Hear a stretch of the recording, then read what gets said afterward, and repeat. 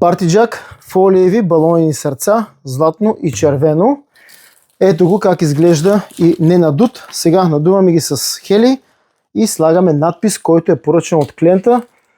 Щеше да бъде честит рожден ден и името на рожденичката, но в крайна сметка се спря да бъде универсално, само честит рожден ден. Сега ще видите как го правим. Тук надувам балона.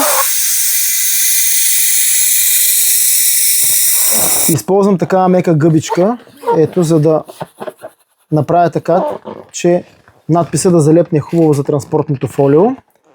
След което, това е, всички, които работят с балони и други рекламни материали, ги знаят тези неща и се правят сравнително лесно. Но това е начина на сърце от балони фолиево или друг фолиев балон да се сложи персонализиран надпис. Може да се сложи всякакъв надпис. И ето, залепвам го. Взимам си отново фолиото, за да залепне хубаво.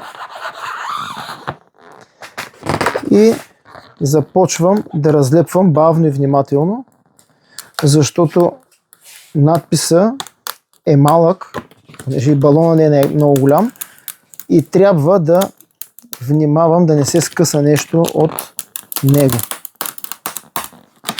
Сега клиента избра на всички балони да има черен надпис. Хубаво стои, но на златното ще изпъкне повече. Сега ще видите на златното как стои.